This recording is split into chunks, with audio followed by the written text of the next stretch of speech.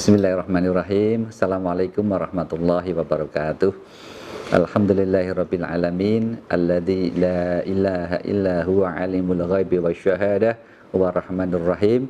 Asyhadu an la ilaha illallah wahdahu la syarikalah wa asyhadu anna Muhammadan abduhu wa rasuluh. Allahumma shalli wa sallim wa barik ala Muhammad wa ala alihi wa ashabihi ajmain. Para pemirsa yang dirahmati oleh Allah, kita bersyukur kepada Allah dalam kesempatan kali ini kita diberi kesehatan sehingga kita bisa memasuki bulan Ramadan dengan penuh semangat. Kita sebagai kaum muslimin telah berkali-kali mengikuti bulan Ramadan, melaksanakan ibadah di bulan Ramadan, maka kita harus senantiasa menyelami hikmah Ramadan itu sehingga pelaksanaan ibadah kita di bulan Ramadan senantiasa mendapatkan nilai-nilai yang luhur dari bulan Ramadan itu.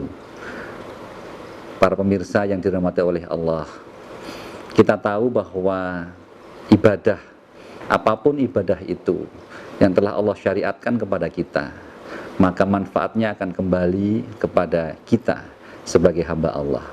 Allah sendiri tidak akan mengambil keuntungan sedikit pun dari syariat yang telah Dia sampaikan kepada seluruh umat manusia, termasuk kita. Pelajaran-pelajaran penting dari ibadah yang telah diberikan Allah kepada kita, paling tidak kami mencatat ada dua manfaat atau dua dimensi penting dari ibadah, termasuk ibadah di bulan Ramadan. Yang pertama, ibadah itu mempunyai dimensi spiritual.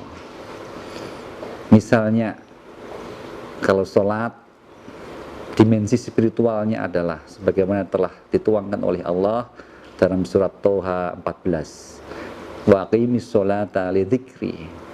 Kerjakanlah sholat untuk mengingatku.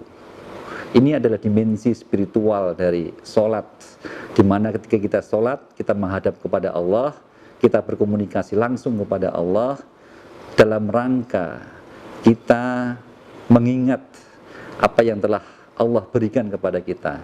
Kita mengingat seluruh karunia yang telah Allah berikan kepada kita. Itu dimensi spiritual. Sehingga dimanapun kita berada, kita akan selalu ingat kepada Allah. Tidak hanya pada waktu sholat. Ini pelajaran sholat yang telah diberikan kepada kita. Bagaimana kita selalu mengingat Allah dimanapun berada. Kemudian, dimensi berikutnya adalah dimensi sosial. Misalnya ketika Allah berfirman dalam surat Al-Ankabut ayat 45. As-sholatu inna sholata tanha anil fasya'i wal munkar. Sesungguhnya sholat itu bisa mencegah perbuatan keji dan mungkar. Ini dimensi sosial dari ibadah sholat. Sholat tidak hanya hubungan vertikal kepada Allah, tidak hanya sekedar bagaimana kita mengingat Allah, akan tetapi ketika kita sudah mengingat Allah, maka yang muncul adalah kesalehan sosial. Bagaimana perilaku kita, bagaimana hubungan kita dengan sesama, itu menunjukkan bahwa kita adalah orang-orang yang bertakwa, orang-orang yang beriman dengan sesungguhnya. Diwujudkan pula, dimanifestasikan pula dengan ketika kita selesai sholat, kita salam ke kanan, salam ke kiri. Itu juga menunjukkan bahwa selesai kita berkomunikasi kepada Allah, maka kita menebarkan salam di muka bumi ini. Inilah yang saya maksud dengan dimensi sosial ibadah sholat. Dua dimensi tadi itu, dimensi spiritual dan dimensi sosial, itu tidak hanya berlaku untuk ibadah sholat, tetapi berlaku untuk seluruh ibadah yang telah Allah syariatkan kepada kita, termasuk ibadah-ibadah yang ada di dalam bulan Ramadan. Bulan Ramadan kita disyariatkan puasa. Ya ayyuhalladzina amanu kutiba alaikumusyamu kama kutiba alal ladzina min qablikum la'allakum tattaqun.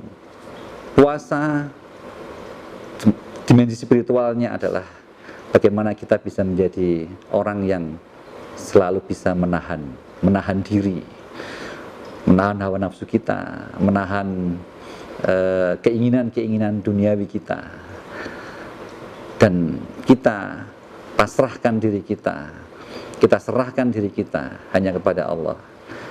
Jadi apa yang kita lakukan bukan semata-mata kita melaksanakan keinginan pribadi kita, tapi apa yang kita lakukan adalah karena kita mendapatkan amanah perintah dari Allah Subhanahu wa taala. Itu dimensi spiritual dari puasa. Dimensi sosialnya apa? Dimensi sosialnya sangat banyak sekali pada puasa itu. Bagaimana kemudian ketika kita bisa menahan makan, menahan hawa nafsu, kita ingat bahwa ketika kita berlebih makanan, ketika kita bisa makan pada hari ini, tidak semua orang bisa mendapatkan makanan itu untuk dimakan pada hari itu.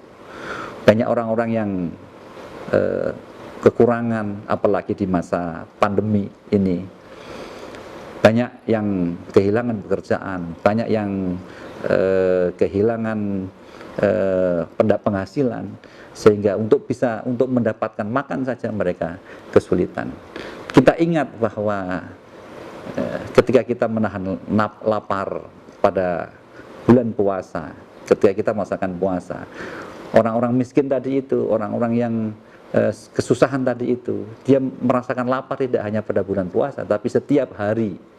Maka inilah kesempatan kita kemudian untuk mengasah apa yang disebut dengan kepekaan sosial. Para pemirsa yang dirahmati oleh Allah, pelajaran-pelajaran penting yang bisa kita peroleh baik dalam ibadah Ramadan maupun dalam ibadah-ibadah yang lain, ini akan membentuk satu kepribadian kita sebagai seorang muslim yang muttaqin. Muttaqin itu dia selalu terikat hatinya kepada Allah, tetap dan sekaligus perbuatan-perbuatannya akan selalu terikat dengan hubungan-hubungan sosialnya dengan sesama manusia, dengan sesama makhluk Allah. Inilah yang kemudian menjadi rumusan antara kesalehan individu, kesalehan spiritual, dan kesalehan sosial, kecerdasan spiritual dan kecerdasan sosial. Dua dimensi tadi itu ketika terbentuk dalam diri seorang muslim, maka dia akan menjadi manusia yang utuh, manusia yang sejati, dan aktualisasi dari manusia yang sejati tadi itu, dia bisa menjadi sumber kebaikan bagi sesama. Sumber kebaikan bagi sesama. Sumber kebaikan bagi sesama itulah para pemimpin-pemimpin sebetulnya adalah para pemimpin-pemimpin yang didambakan oleh umat ini. Ketika mereka bisa menjadi sumber kebaikan, maka dia adalah seorang pemimpin. Pemimpin untuk masyarakatnya, pemimpin untuk keluarganya, pemimpin untuk unit-unit yang ada di dalam pekerjaannya, maupun pemimpin untuk dirinya sendiri. Itulah pemimpin yang berasal dari manusia atau insan kamil yang memiliki kepekaan sosial, sekaligus tadi kepekaan sosial itu berangkat dari apa yang disebut dengan kecerdasan atau ketinggian dimensi spiritual yang ada dalam dirinya. Maka insya Allah ketika kita bulan Ramadan melaksanakan dengan penuh khusyuk, dengan penuh sungguh-sungguh, dengan dengan keikhlasan yang cukup tinggi, maka kita bisa meraih keutamaan Ramadan. Dan inilah bulan riyadhah, bulan tarbiyah, bulan pendidikan bagi kita semua, bagi para pemimpin di masyarakat, pemimpin untuk dirinya sendiri. Selamat melaksanakan ibadah puasa, selamat melaksanakan ibadah Ramadan. Mudah-mudahan Ramadan kita kali ini bisa mengantarkan kita menjadi seorang yang muttaqin, bisa mengantarkan kita menjadi hamba-hambanya yang soleh. Assalamualaikum warahmatullahi wabarakatuh.